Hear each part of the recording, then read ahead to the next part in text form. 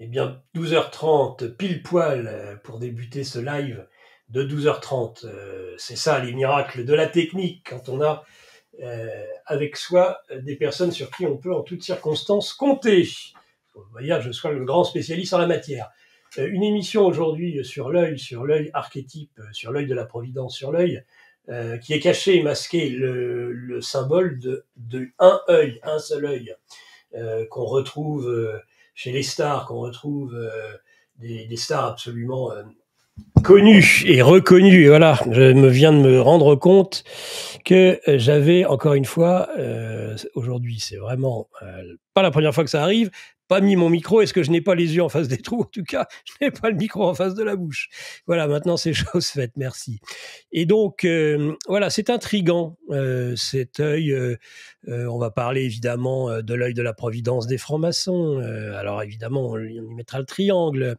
On aura de multiples occasions d'en parler, de cet œil de la Providence, l'œil d'Horus et ses caractéristiques.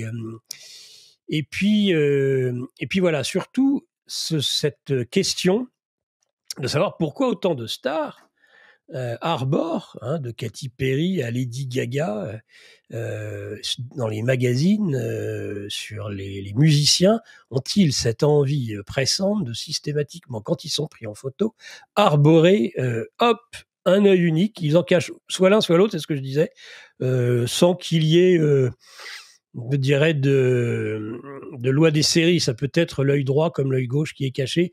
J'ai pas retrouvé, en tout cas, d'éléments permettant de dire c'est plutôt celui-ci, l'œil droit, que l'œil gauche. Est-ce que ça représente le troisième œil? Enfin, alors là, une multitude de questionnements, puis on commencera sur la base de l'archétype.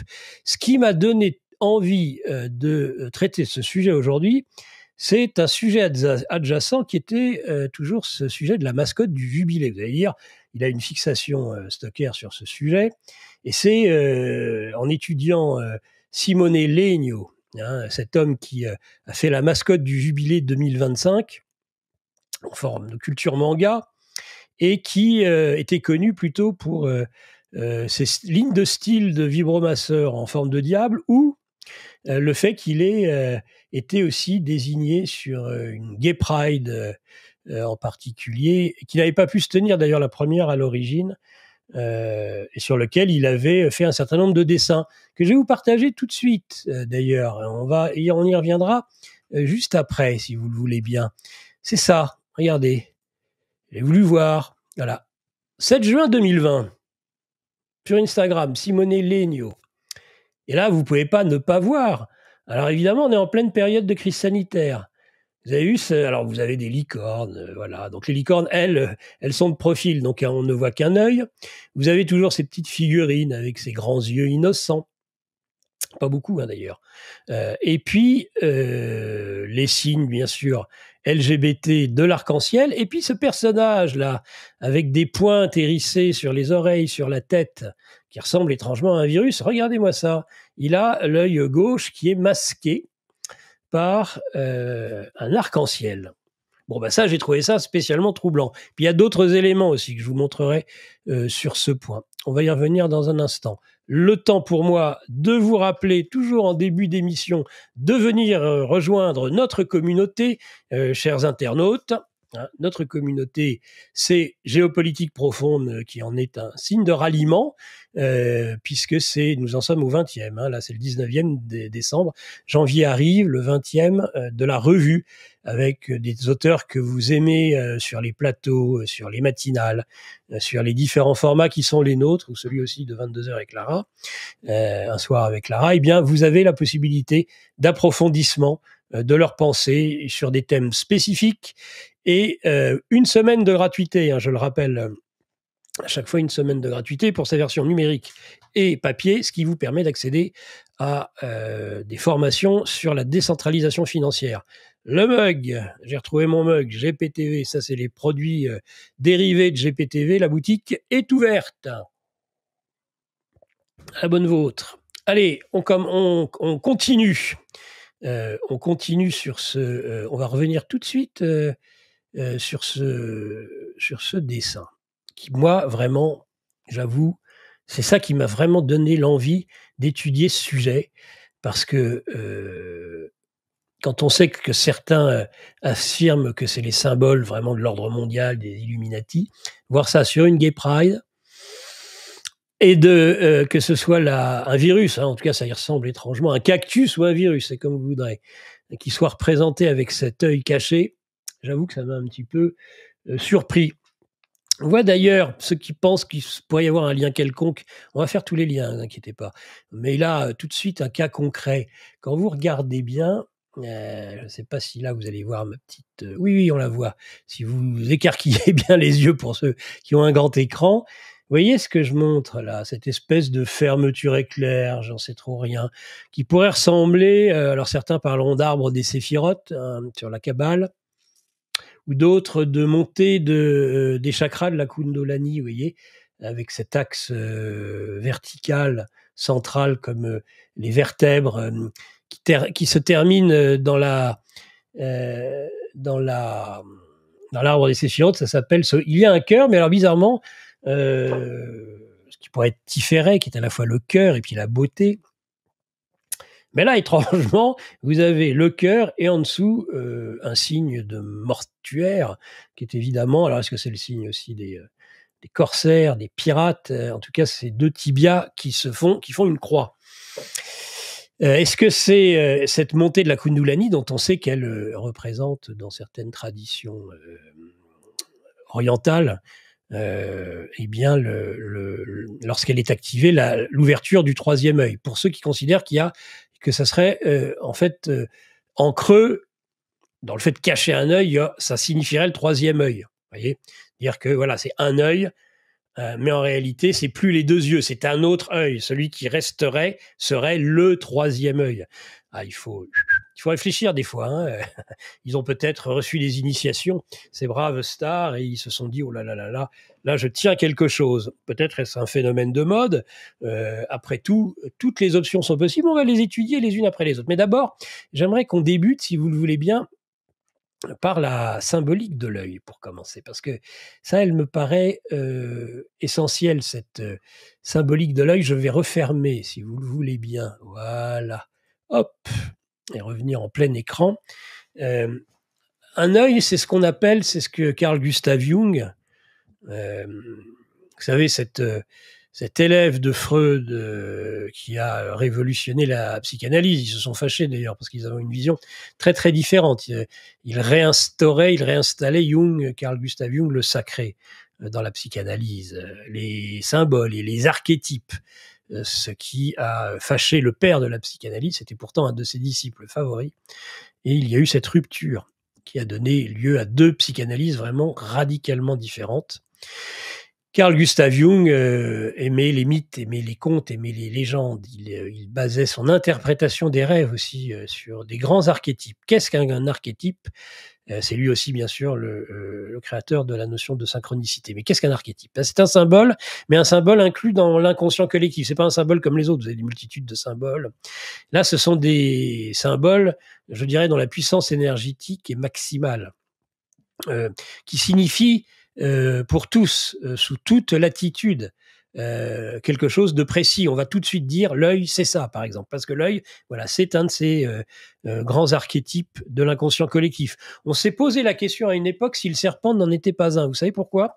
Parce qu'on s'est rendu compte que sous certaines contrées, à certaines périodes, vous aviez des dessins de serpents peints, par exemple, sur des cavernes, sur des murs de cavernes, de personnes dont on sait qu'à cette époque, il est absolument impossible qu'ils aient rencontré dans leur vie un serpent. Et pourtant, ils dessinent un serpent.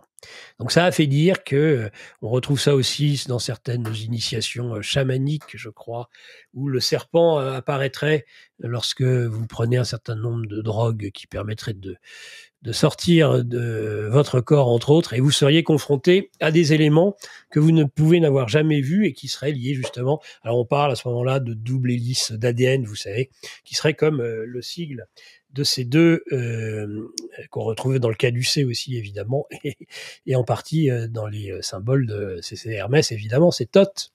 On va en parler d'ailleurs, avec l'œil d'Horus.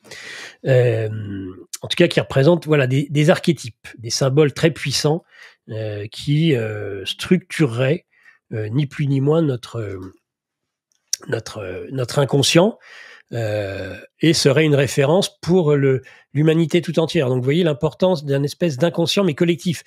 Freud, les psychanalystes ont toujours parlé d'inconscient individuel. Vous avez Lacan disait même de toute façon vos rêves, eh bien écoutez, il n'y a que vous qui pouvez les interpréter parce que vous ne pouvez les associer qu'à des éléments de votre vie individuelle.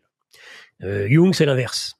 Jung, il considère qu'on peut parfaitement interpréter. Alors, il ouvre la voie aussi au songe, évidemment, qu'il ne faut pas, à mon avis, confondre avec le rêve, justement.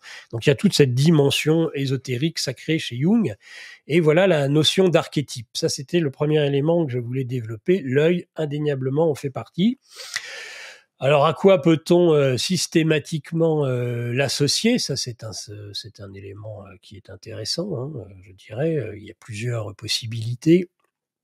On peut l'associer en général à tout ce qui est lié à la lumière de l'âme, à l'âme d'ailleurs, en tant que telle. L'œil, ça peut être la connaissance, ça peut être la conscience, ça peut être la sagesse. C'est une vision et une lumière. L'œil absorbe la lumière, l'énergie pure de l'univers, et la présente à l'esprit intérieur. C'est la porte, voire l'union même entre le moi et le cosmos. C'est un psychanalyste jungien qui en parle dans Jung on the Mandala. Et les mandalas, ce sont des espèces de roues solaires, c'est pareil, qui peuvent représenter plus ou moins des yeux ou des roues qui tournent, et qui sont des mandalas qui seraient aussi des grands archétypes, qui permettraient entre autres le travail de méditation.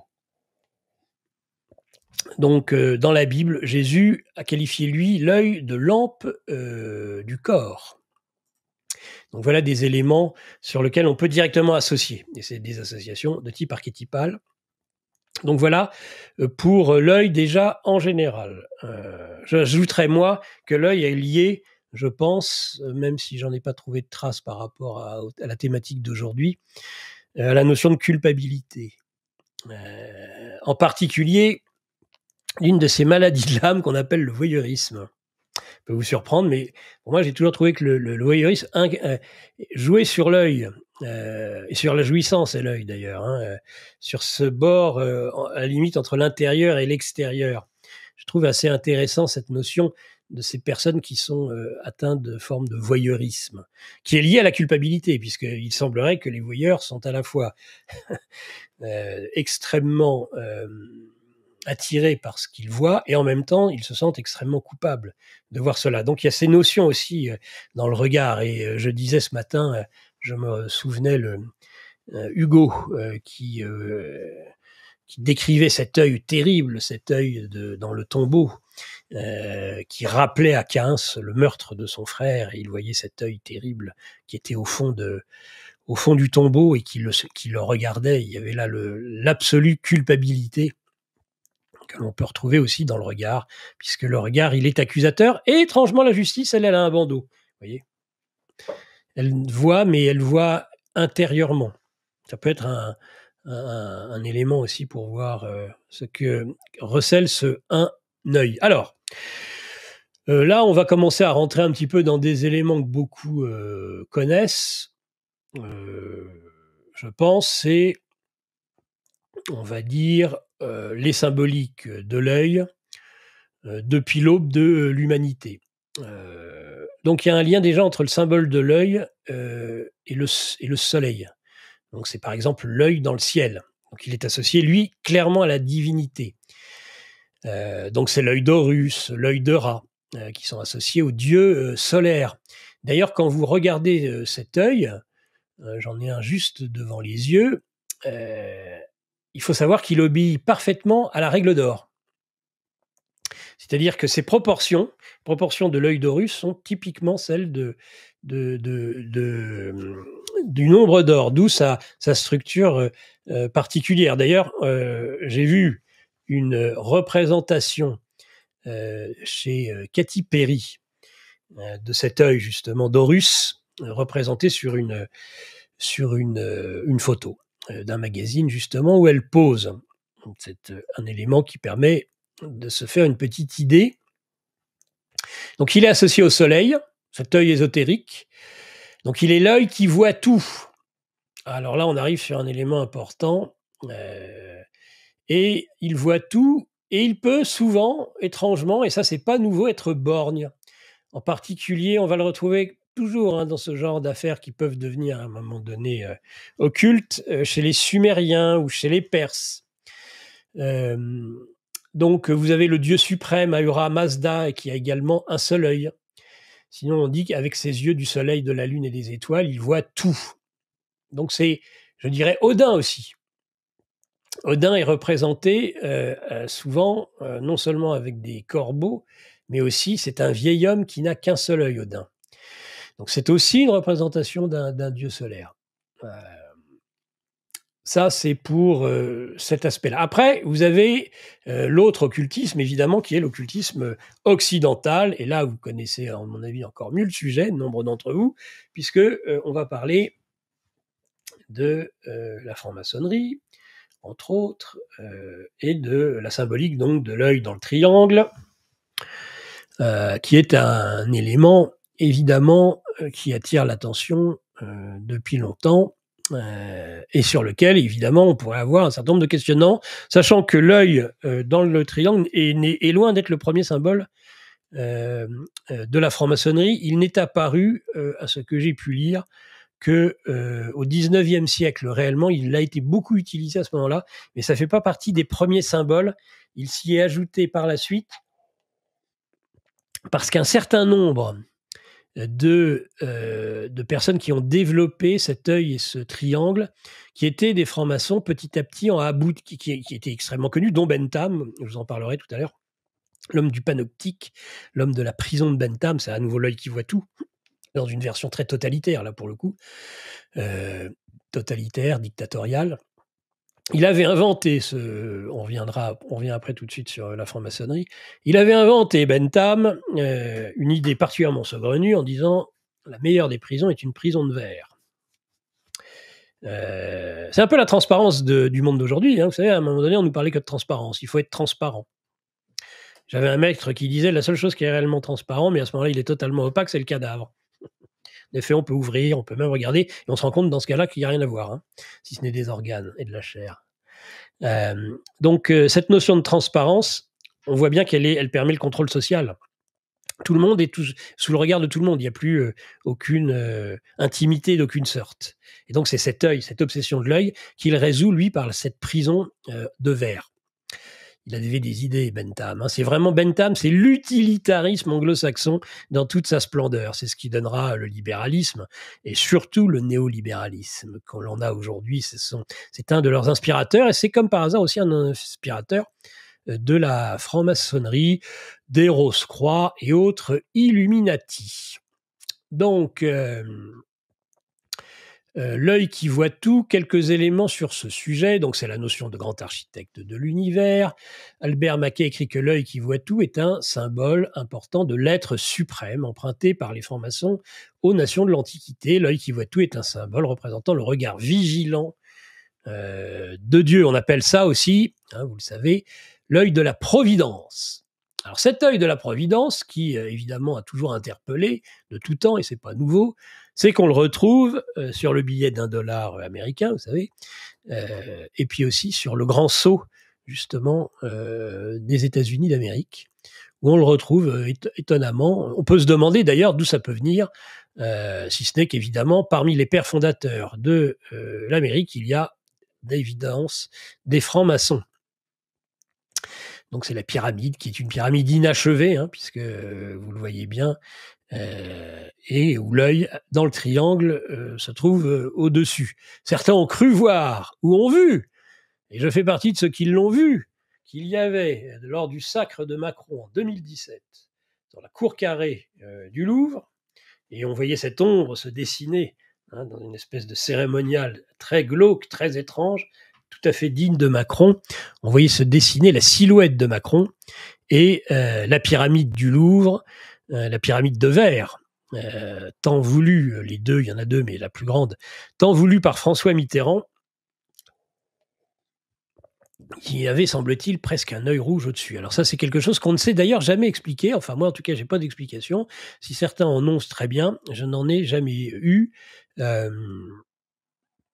Mais en tout cas, c'est un élément qui était apparu extrêmement troublant. On disait, ben voilà, c'est bien la preuve que c'est la victoire de la haute franc-maçonnerie que la victoire d'Emmanuel Macron. Et vous appelez à la mise en place d'un euro numérique. Absolument, absolument. Nos élites déroulent leurs plans contre nous. Mais nous aussi on a des plans contre eux. Déjà au travers de nos émissions avec une revue de presse économique pour faire le point avec vous, puis dans notre revue mensuelle avec des analyses financières et des solutions de décentralisation, et surtout dans notre stratégie anti-CBDC. Plus de 3 heures de contenu exclusif et gratuit pour apprendre concrètement à préserver votre épargne. Au programme, protection anti-crise, anti-banque, anti-État et bien d'autres solutions. Le temps joue contre nous, mais on peut se défendre.